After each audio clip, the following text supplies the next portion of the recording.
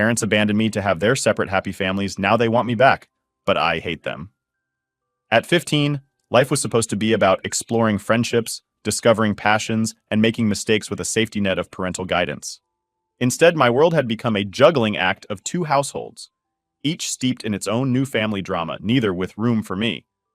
It wasn't just that my parents had remarried, it was that in their new lives, they had inadvertently, or perhaps conveniently, reshuffled their priorities to exclude me.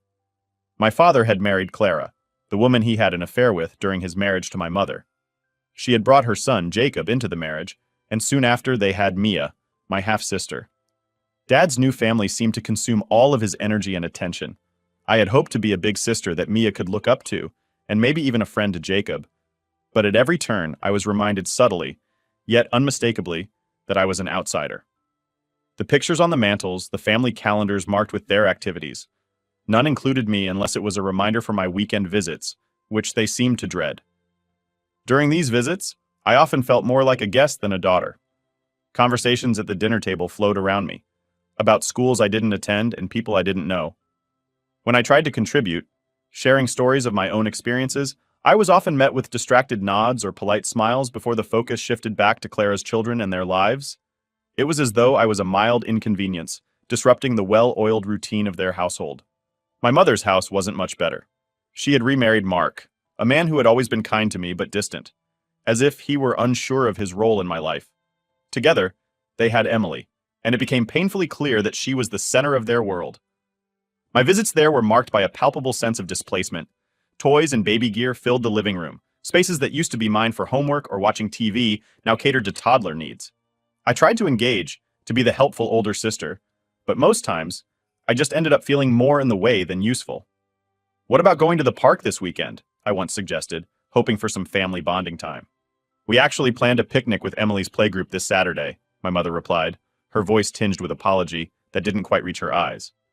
"But we'll try to do something together soon, okay?" Soon never seemed to come, and promises like these often evaporated into thin air, lost amid diaper changes and playdates that didn't include me.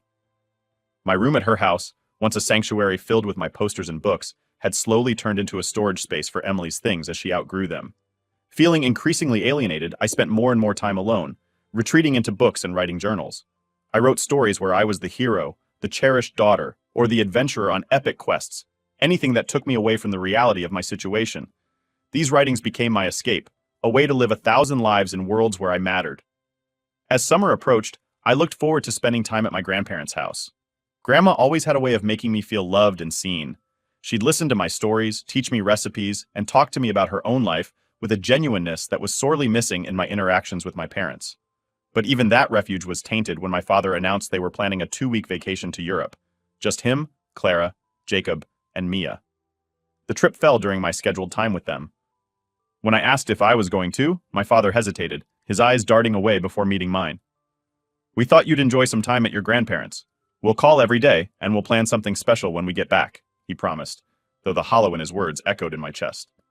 They did go to Europe, and the daily calls were brief check-ins, often filled with the noise of their excitement and adventures. I tried to be happy for Mia, who chirped endlessly about castles and gelato, but each call felt like a blade twisting deeper into the wound of exclusion. My mother, on the other hand, was overwhelmed with her work, and Emily. Calls to her were equally sporadic and rushed. "Mom, can we talk? I'm feeling really left out," I tried once, hoping to bridge the gap. "Oh, honey, it's just a busy time right now. Emily's teething, and you know how that goes. We'll talk soon, I promise. Love you." The promises became as empty as the looks of sympathy from friends who noticed my growing withdrawal and sadness. "It's like they don't really see me anymore," I confided in my best friend Sarah, one evening at her house, where her parents laughed and cooked together in the kitchen, a stark contrast to my own life. Sarah hugged me tightly, her words a soft whisper. "You deserve better, you know. You're worth more than being an afterthought." It was during one particularly lonely night at my grandparents' house that summer when the full weight of my situation settled on my shoulders. I realized that if I continued to wait for my parents to notice me, to value me as more than an obligation, I might wait forever.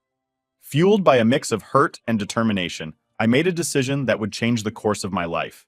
I wasn't going to be a secondary character in anyone's story, not even my own. I packed a bag, wrote a note to my grandparents, and took the first bus to Aunt Lucy's house, seeking the acceptance and love I was starved of, a place where I could be primary, seen, and valued.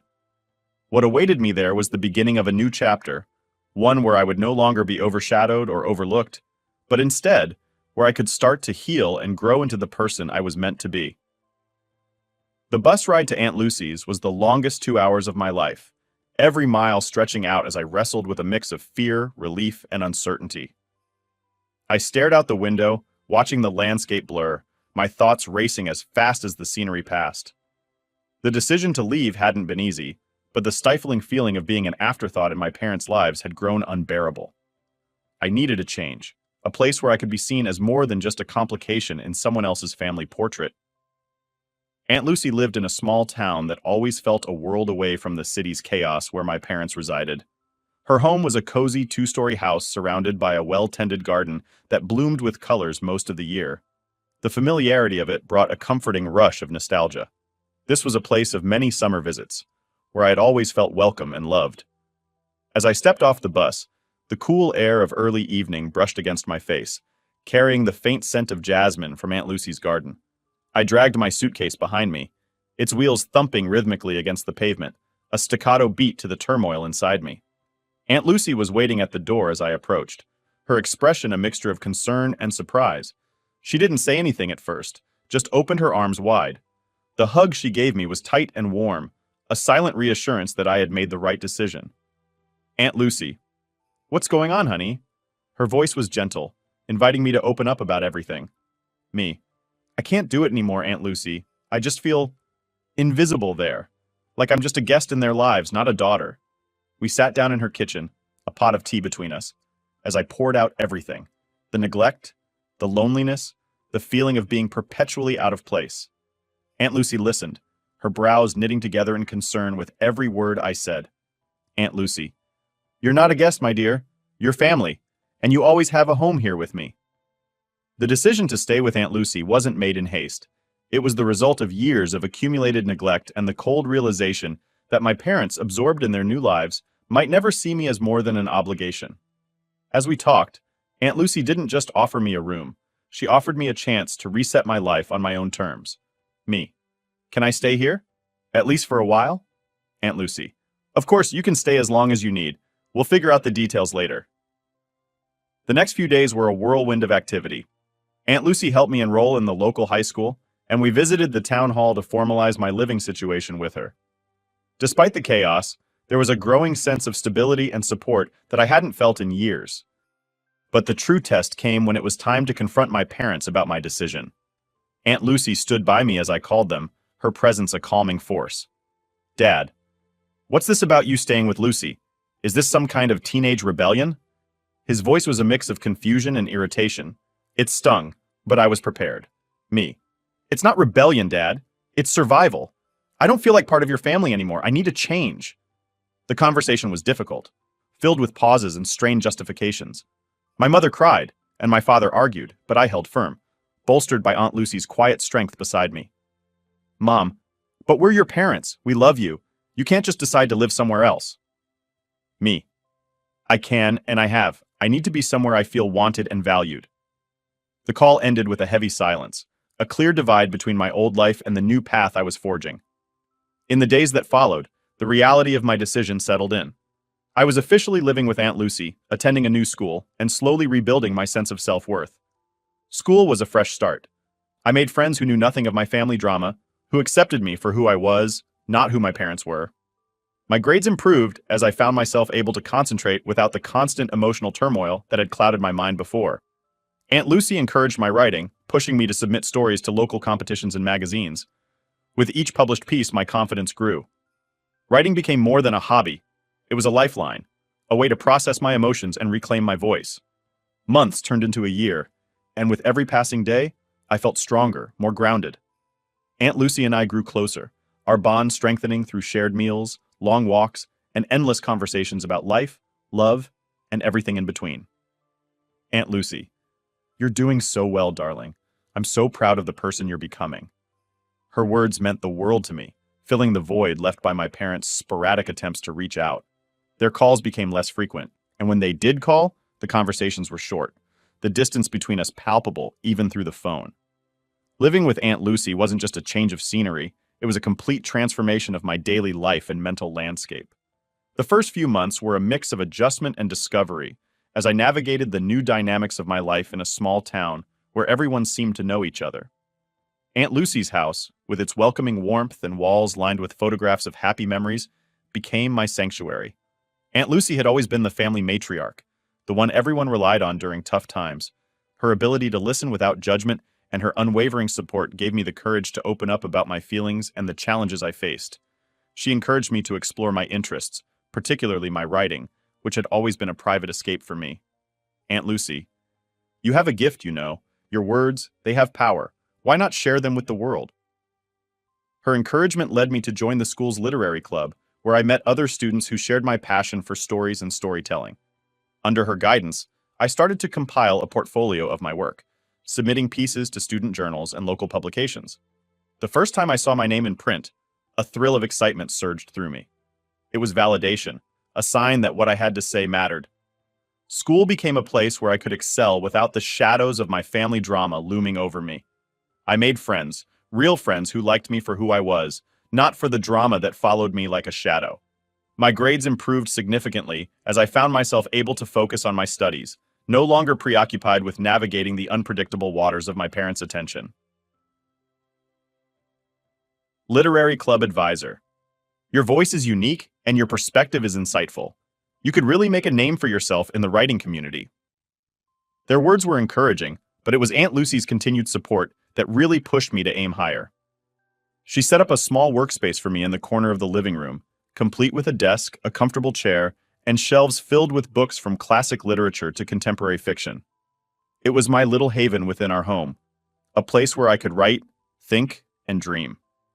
As months turned into years, my portfolio of writings grew. I experimented with different genres and styles, from poignant short stories to compelling essays on human nature and personal identity. My writing started to gain attention beyond the local community, with invitations to participate in regional workshops and conferences. Aunt Lucy, see what you can achieve when you believe in yourself? I'm just so proud of you. But it wasn't all smooth sailing. The emotional scars from my past with my parents sometimes resurfaced, especially during holidays or family gatherings when their absence was more pronounced. I struggled with feelings of abandonment and self-doubt, wondering if I had been too harsh in cutting them off. During one particularly low moment, Aunt Lucy found me staring at a blank page, the cursor blinking mockingly on the screen. Aunt Lucy, what's wrong, dear? Me, sometimes I wonder if I made the right choice. Leaving them, starting over. Was it too much? Aunt Lucy, you did what you needed to do for your own health and happiness. That's not selfish, it's necessary. And look at how much you've grown. Her words were a balm to my troubled mind. She taught me that it was okay to put my own well-being first, that my feelings were valid and needed to be respected, even if that meant distancing myself from those who couldn't provide the support I needed. I leaned into my writing even more, using it as a tool to work through my emotions and to connect with others who might be going through similar experiences. My blog, which started as a small personal project, began to attract a wider audience. People from around the world reached out to share their stories with me, telling me how my words had touched their lives or given them the courage to make changes for their own well-being. Blog comment. Thank you for sharing your story. It's like you took the words right out of my heart. You've inspired me to seek happiness too. This connection with my readers fueled my passion and reaffirmed my decision to pursue a career in writing. It wasn't just about crafting stories, it was about making an impact, about weaving my personal truths into narratives that could resonate with others. As I approached the end of my high school career, the prospect of college loomed on the horizon. I applied to several programs, each step forward a mixture of anticipation and anxiety. When the acceptance letters started to arrive, each one felt like a confirmation of my new path, of the life I had chosen to build away from the shadow of my parents' neglect. The night before my high school graduation, Aunt Lucy and I sat on the porch, looking out at the stars. It was a clear night, the sky a tapestry of twinkling lights. Aunt Lucy, you're going to do great things, my dear. No matter where you go or what you do, remember that you are loved, you are seen, and you are capable of incredible things. Me, thank you, Aunt Lucy, for everything. I don't think I could have done any of this without you. Her smile was soft, proud. Aunt Lucy, you did the hard work, my dear. I just provided the space for you to flourish. As I prepared to step into the next chapter of my life, I carried with me the lessons I had learned from Aunt Lucy: to value myself, to seek out environments where I could thrive, and to never underestimate the power of a well-told story. My journey was just beginning, and I was ready to see where my words would take me next. As the high school chapter of my life closed, the college years beckoned with promises of new beginnings and further independence. Choosing to attend a university with a strong creative writing program wasn't just about pursuing my passion. It was a strategic decision to mold my future, to cement my identity not just as a writer, but as an individual beyond my tumultuous family background. The transition to college was exhilarating, yet daunting. For the first time, I was truly on my own, navigating a larger world filled with diverse voices and stories. My dorm room became my new sanctuary, walls quickly plastered with inspirational quotes and snippets of my favorite poetry. It was here, amid the quiet hum of late-night oil burning, that my first novel began to take shape. Roommate, you're always typing away. What's the story about? Me. It's about a girl finding her place in the world despite her family. Kind of like a journey of self-discovery and resilience. Roommate. Sounds intense. Can't wait to read it someday. Her casual interest sparked a further drive in me. I spent countless nights refining my characters, weaving in elements of my own experiences with fictional twists that allowed me to explore deeper themes of betrayal, acceptance, and healing. Classes were a revelation. Professors challenged my thinking and stretched my abilities. I thrived under their guidance, soaking up every critique and discussion, using them to fuel my writing. One professor in particular took a keen interest in my development. Professor Harding, your voice is unique, and your narrative technique is sophisticated for someone your age. Have you considered publishing? His words were both a validation and a challenge. Publishing had always been a dream, a far-off goal, but Professor Harding's encouragement brought it within reach. Me, I think about it a lot, but it feels so daunting. How do I even begin? Professor Harding, start by sharing your work. Enter competitions, submit to journals, get feedback. It's all about taking those first steps. I followed his advice, sending out pieces to various magazines and entering every writing contest that seemed a good fit. Rejections were plenty, each a sting. But then the acceptances began to roll in, each one a small victory, a step closer to my dream. By my sophomore year, a short story of mine won a national writing competition. The story, a reflective piece on lost childhood and the quest for identity, resonated with many, earning me a small but appreciative following. Literary magazine editor. Your story has touched many of our readers. We'd love to feature more of your work. This recognition was more than an accolade. It was affirmation that my experiences, my voice, had value in the wider world. It propelled me to finish my novel, a process that was both cathartic and transformative.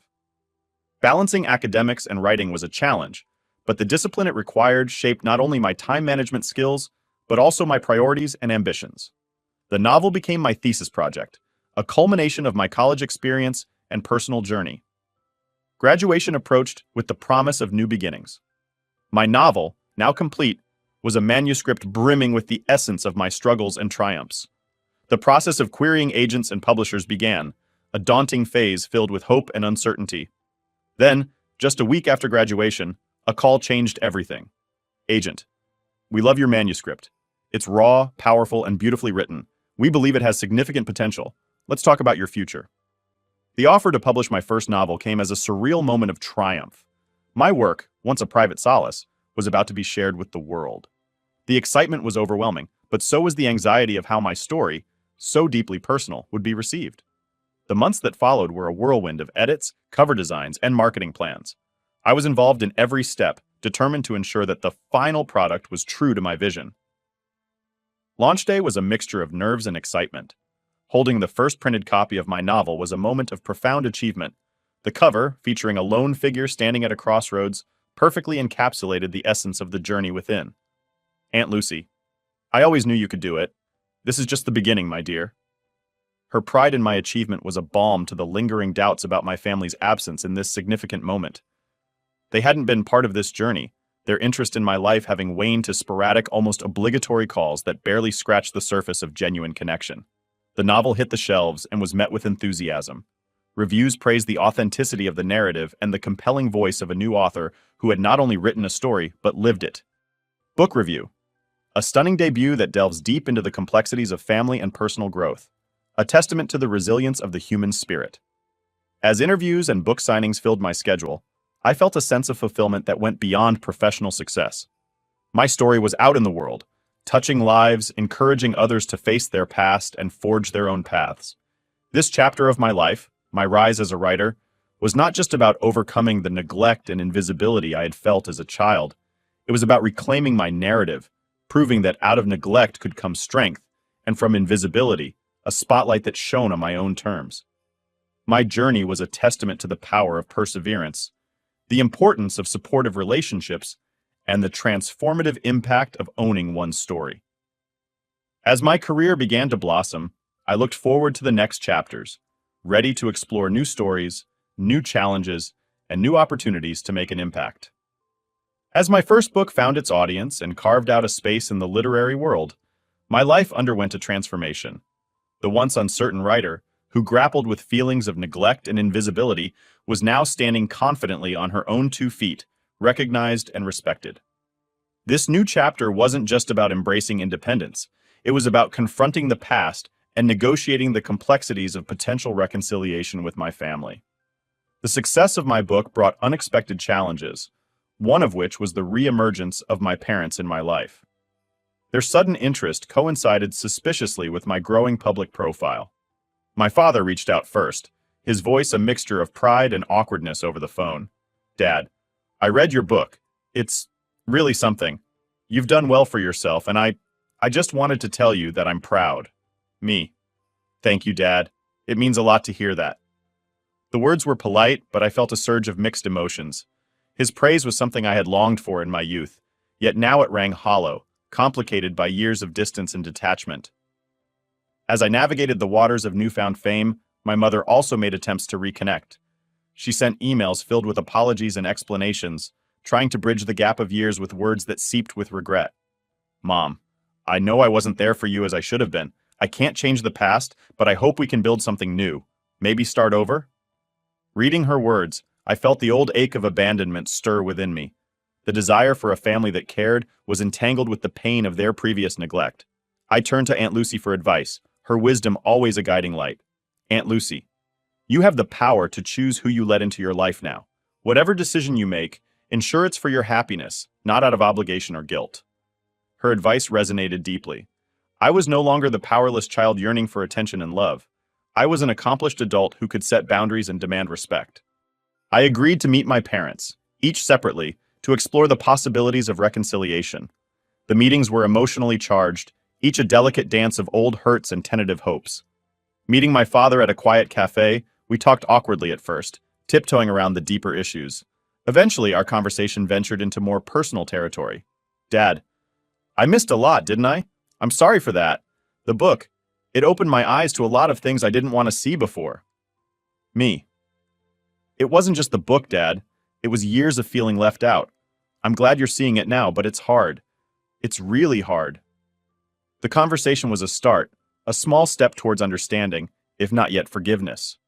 With my mother, the encounter was similarly fraught with a history of emotional neglect that couldn't be undone in a single meeting.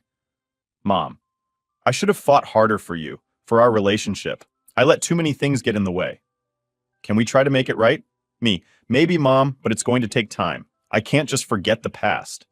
In the midst of these tentative reconnections, I continued to write. My experiences with my parents fueled my second book, a deeper exploration into the themes of forgiveness and resilience. Writing became my therapy, my way of processing complex feelings and evolving from them. As my professional life flourished, I found solace and joy in new relationships and continued support from friends and readers who connected with my journey. Book signings and literary festivals not only bolstered my career, but also reinforced my sense of community and belonging in the literary world. One particular event stood out, a panel discussion on family dynamics in literature, where I shared the stage with other authors who had explored similar themes. Panel moderator: "Your books touch heavily on family and forgiveness. What drives you to write about these themes?" Me. "It's personal. My writing is a reflection of my life's complexities, the struggles with family, the journey towards self-discovery, and the ongoing process of defining what forgiveness means to me." The audience's response was overwhelmingly positive, with many expressing how my stories had given them the courage to face their own familial challenges. Independence wasn't just about living apart from my parents or succeeding on my own. It was about owning my story, controlling how I let it define me, and choosing how and with whom I shared my life. The year rolled on, and with it, my relationships with my parents slowly, tentatively, began to mend. There were setbacks, moments when old wounds reopened and the distance seemed too great to bridge. But there were also moments of genuine connection, phone calls that didn't feel obligatory, visits that didn't end in tears. Dad, I'm learning, about you, about myself. It's not easy, but I want to try. Me, that means a lot, Dad. Let's keep trying. Reconciliation was not a swift process, nor was it linear. It required patience, understanding, and a willingness to confront uncomfortable truths about ourselves and each other. As I penned the final chapters of my second book, I reflected on the growth and changes the past years had brought. My narrative had expanded beyond my own story to touch the lives of others, and in doing so, it had changed me. Independence and reconciliation. These themes intertwined in my life as I continued to write, to heal, and to hope. Each word I wrote was a testament to my journey, a declaration that, despite the past, the future was mine to write. In the burgeoning light of my career and evolving personal life, I looked forward to the unfolding chapters, knowing that whatever they held, I was now the author of my own story, free to craft its path with wisdom, courage, and an open heart. Edit. Because people think I just made it up, and I am a moody teen. You know when you are at a friend's house where their parents don't particularly like you, and you feel tense all the time, and you feel like you shouldn't be there. That was the feeling I constantly had at their houses. I know that my stepfather doesn't like me that much.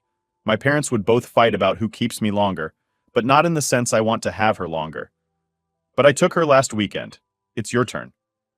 Also planning fun activities for the day after I leave, my father and his wife would often schedule visits to the parks or bigger trips, specifically to the weeks my mother had me and my mother and her husband would leave me alone at home so they could go out with the baby. Every chance they got, they would ship me off to grandma's or my aunt's place with some excuse and then do family stuff. Also, when you went through the houses, there were barely any pictures of me. They had big portraits of my siblings and them together, but almost none of mine. They shipped me off to my grandma's and grandpa's for a whole summer and only called twice. When there are family functions, I am often excluded. Like my dad had a family barbecue and didn't invite me. They forgot my birthday on more than one occasion, and when they remembered, they got me a $10 Starbucks gift card, even when they know I don't like Starbucks. So no, they never straight up said it, but they didn't hide it either.